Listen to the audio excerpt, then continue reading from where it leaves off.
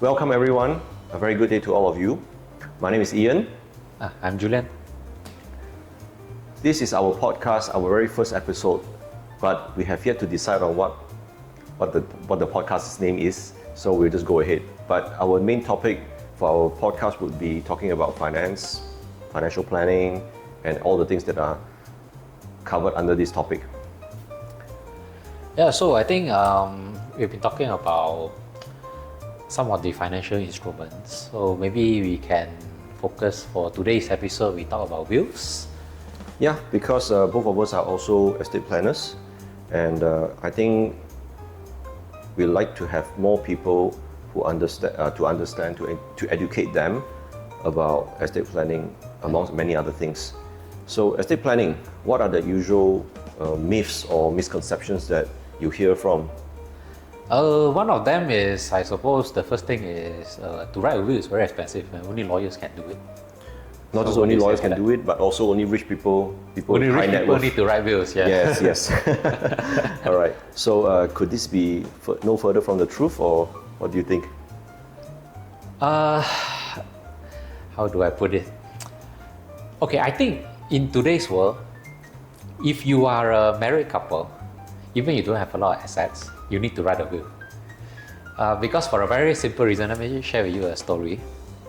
If you don't have a will, if a person passes away, a married person passes away, his assets, a non-Muslim person passes away, his asset will be distributed according to the Distribution Act in Malaysia.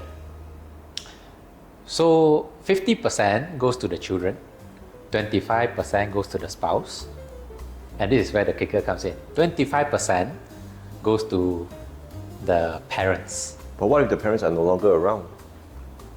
Well, I mean, then of course it's fine.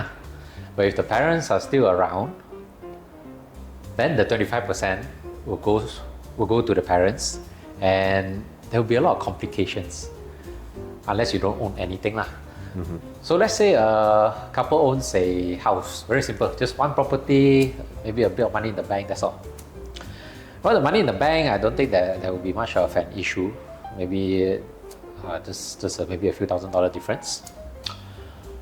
But for the property, I think the complication arises there.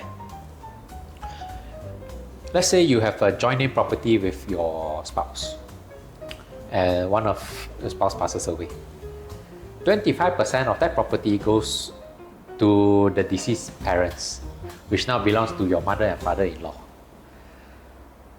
And whatever you need to do with that property, you need the consent of your mother or father-in-law.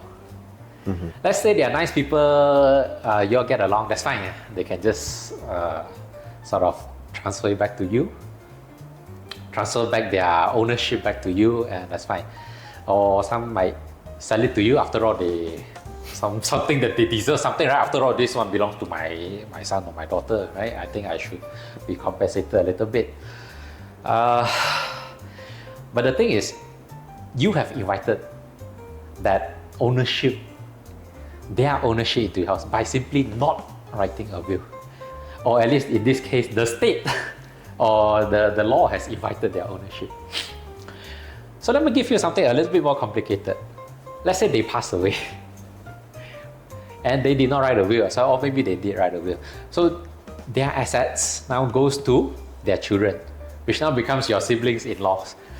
Maybe your spouse have 3 brothers or 2 sisters. Now 5 people. Your property has maybe now 6 names there, 5 of which belongs to others, your siblings-in-laws. And whatever you choose to do with the property, when you choose to sell it, you need their consent. You need to distribute, you need to pay them back, assuming they agree. And what if some of them are minors? They can't even consent. And you have invited a lot of problems into this scenario by simply not writing a will. And I think the most important part is, why should you let that happen? Why should you have so many people be invited or to own your property in that sense? They never contributed a cent to your mortgage, or your renovations. Maybe they bought you a blender. But that's about it, right? But now they have a say. They might be nice people, they might not be. You might not get along, or they might ask for a compensation. The thing I say is, why do that? This can easily be circumvented by simply writing a will. So that's my take. Yeah. So sometimes I don't want us to paint a wrong picture that our siblings-in-law are the villains. Sometimes they don't even ask, not just you, they didn't even ask for it. Why am I suddenly part of the owner of your property or my brother or my sister's property? I didn't even ask for it, but it's because of, and then I have to pay for it in the form of inconvenience that I have to go and sign papers. Maybe I'm overseas, I'm living overseas, or I'm in a different state, and it just troubles me that I have to come back and sort this kind of things out. But you're right, all these things could have been just be circumvented by writing a will, a properly done will. So here comes the other question, where does this mean that it has to be a very expensive thing? Well, most of the people that I speak to that have not heard about estate planning, they would have thought that will is so expensive, it's only the rich can afford it, or only it makes sense that the rich people would have done it. But it wouldn't cost too much for a basic will with simple asset classes. You won't be too far from about 1,000 ringgit to get it right.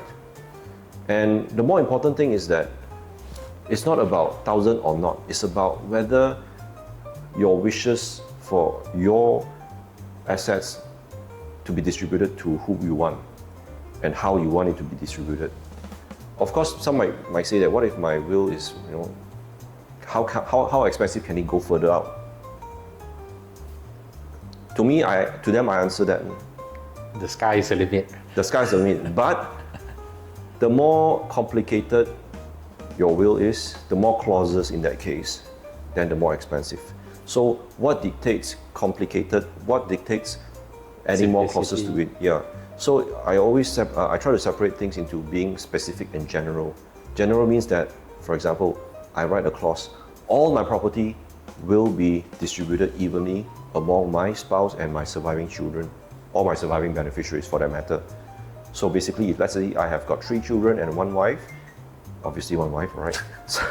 So 4 of them, so it will be distributed evenly, 25% each for every single property. Let's just say if I've got 5 property, 5 of them, 25% each of them. But is this going to be a problem, or is this the best arrangement? You can imagine different people will have different kind of needs and demands and expectations for it.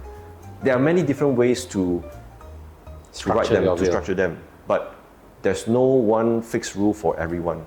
It is always depending on your own needs. It's always customized. It might work for me. What might work for me doesn't necessarily mean it will work for you or him, for example.